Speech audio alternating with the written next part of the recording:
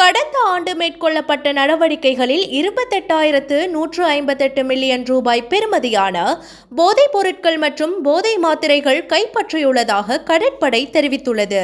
சட்டவிரோதமான முறையில் இலங்கைக்கு கொண்டுவரப்பட்ட பெருமளவிலான போதைப் பொருட்களும் 407 சந்தேக நபர்களும் கைது செய்யப்பட்டதாக கடற்படை அறிக்கை ஒன்றில் தெரிவித்துள்ளது. நாட்டின் சட்டத்தை அமுல்படுத்தும் ஏனைய தரப்பினர் மற்றும் பிராந்திய கடல்சார் பங்காளர்களுடன் இணைந்து இந்த நடவடிக்கைகளை முன்னெடுத்துள்ளதாக கடற்படை தெரிவித்துள்ளது.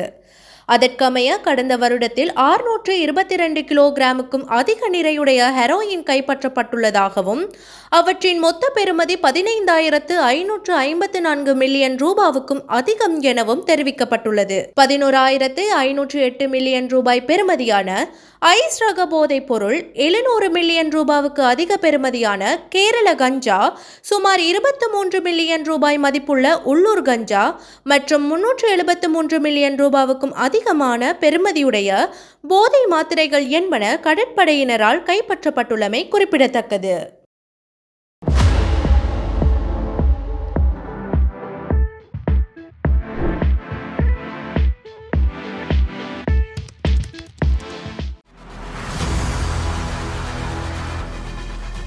இலங்கையின் முதல் நிலை முதற்கர செய்தி வழங்குனர் வீரகேசரியின் குறும் தகவல் செய்திகளை உடனுக்குடன் தமிழில் பெற்றுக்கொள்ள டயலாக் வலையமைப்பிலிருந்து REG இடைவெளி வீக்கி என்று பதிவிட்டு 87 960 என்ற எண்ணுக்கு குறுஞ்செய்தி ஒன்றை அனுப்புங்கள். வீரகேசரி செய்தியுடன் இணைந்திருங்கள்.